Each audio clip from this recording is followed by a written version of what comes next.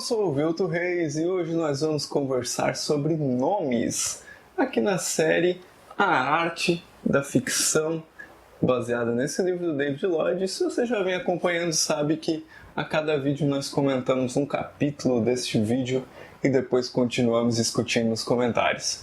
Nosso tema de hoje é um tema que incomoda muita gente, que preocupa muita gente, que é como que eu vou dar nomes aos meus personagens, né? Será que esse nome tem que ter um significado especial? Será que eu posso mudar o nome do meu personagem depois que eu já comecei a escrever? Tudo isso a gente vai ver no vídeo de hoje. E nós vamos começar com uma citação, que é de um livro do Paul Auster, A Trilogia de Nova York, que por acaso eu tenho aqui na minha estante, já que eu sou um fãzaço do Paul Auster, né? E esse livro traz 3 novelas aí desse grande escritor americano. E essa é uma citação de um desses livros. Vamos lá.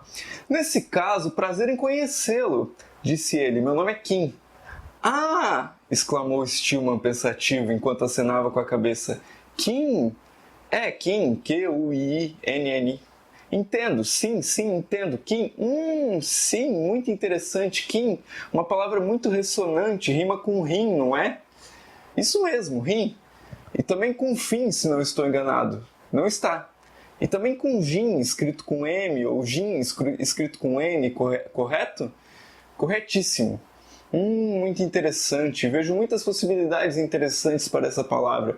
Esse kin, essa quintessência de quididade, de quid, por exemplo, e quiz, e quidã, e quinquênio, rima com brim, para não falar de atim. Muito interessante. Patim, cetim, marfim, nanquim, capim, cupim, pudim. Rima até com quindim.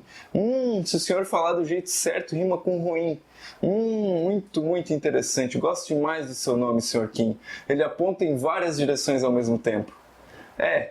Eu mesmo já tinha notado outras vezes. Esse é um trechinho da novela Cidade de Vidro, que está nesse livro A Trilogia de Nova York, do Paul Auster, que eu já mostrei, e mostra um pouquinho dessa coisa que é a desconstrução de um nome, né?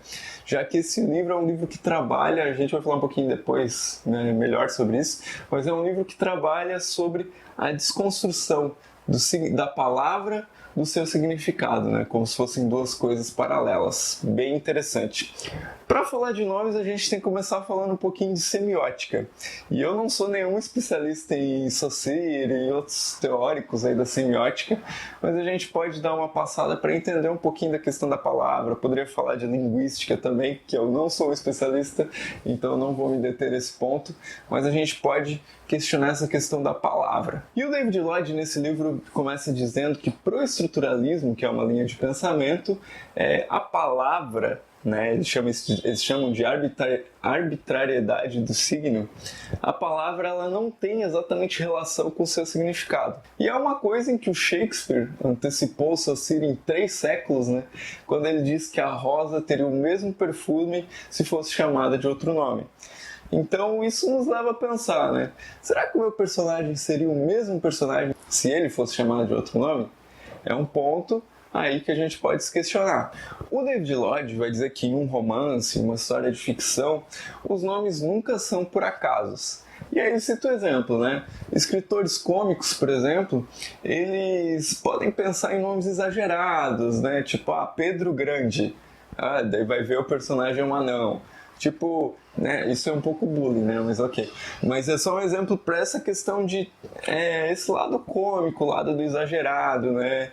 Maria gorda e a menina é seca, coisas desse tipo. Nossa, estou dando péssimos exemplos, gente. Entendam o sentido, não levem os exemplos em conta. Para que o nome ele caracterize alguma coisa dos personagens. Escritores mais realistas, eles vão optar por colocarem nomes mega comuns. Por exemplo, se a sua história se passa no Brasil, provavelmente o nome do personagem não vai ser John. Embora a gente conheça alguns Johns brasileiros, a gente possa conhecer, mas não é um nome brasileiro. Então, a não ser que você queira ter um personagem de outra nacionalidade na sua história, provavelmente ele não se chamaria John. Então essa é uma questão importante de se levar em conta, né? O contexto do nome do personagem. E mesmo assim tem gente que vai lá, pega aquelas listas de nomes para bebês, né? Vai lá, olha o significado, encontrei um nome, ou eu quero um nome com R, aí vai lá, pega uma lista, pega vários nomes com R até encontrar um nome ideal para o seu personagem. Isso é bem interessante, tem várias listas na internet, tem vários sites de nomes na internet. Inclusive, eu quero um nome egípcio. Você vai lá e digita nomes egípcios, já vai aparecer uma lista ali. Então, é um ótimo recurso para você chegar aí ao nome do seu personagem. No entanto, é importante dizer, e o David Lloyd ressalta isso, que a gente não precisa explicar por que a gente colocou o nome naquele personagem, né? Se o nome deles é Paulo, o significado de Paulo é pequeno. Então eu não preciso explicar que o significado de Paulo é pequeno, sabe? É como se isso mandasse uma mensagem subliminar para o seu leitor. E é importante também dizer que às vezes quando você está lá escolhendo seu nome, você pode se sentir angustiado, né? Você pode se sentir preocupado, mas será que esse é o nome certo? E às vezes isso até te trava um pouco.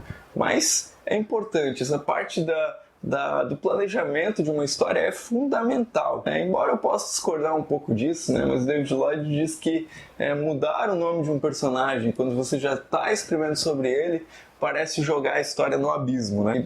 Eu acho que é bem relativo. Às vezes um nome de personagem, às vezes você tá lá na revisão, olha, esse nome de personagem não é muito coerente. Geralmente isso não é com o protagonista, mas com algum personagem secundário.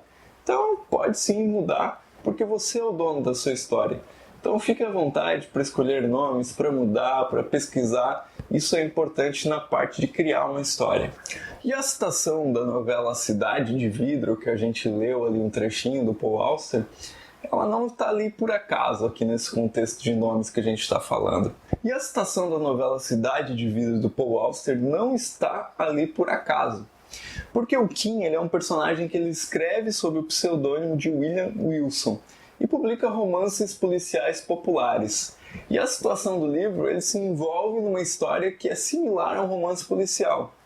Mas William Wilson também é o nome do personagem de Edgar Allan Poe do conto Doppelganger.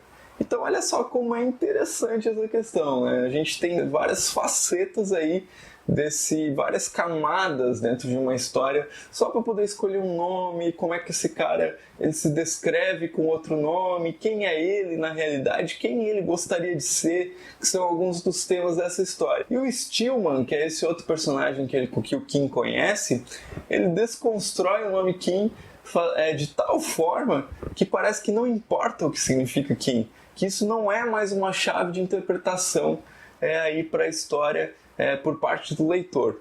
Então olha só como o Paul Auster está brincando com essa ideia aí de nomes na ficção. Então procure trabalhar bem aí o nome do seu personagem, né? Grandes personagens que ficaram na história da literatura, o nome deles dá o nome às histórias, né? Tipo Conan, Ana Karenina, né? Sei lá, não me vem agora nenhuma outra mente, mas existem grandes personagens aí que dão nomes às histórias. Então capriche nessa questão dos nomes. Eu vou deixar aí outros links aí para vocês acompanharem também sobre o tema, outros materiais que eu já produzi, para vocês conseguirem aí se aprofundar. Dito isso, gente, inscrevam-se no canal para continuar acompanhando essa série. Sigam-me nas redes sociais que estão aparecendo aí na tela. No Instagram agora eu estou postando algumas dicas rápidas de escrita e 2, 3 dicas por semana. Então pode ajudar vocês também. E continue acompanhando aí o canal, ative as notificações para não perder nenhum vídeo. E é isso. Até o nosso próximo vídeo. Valeu!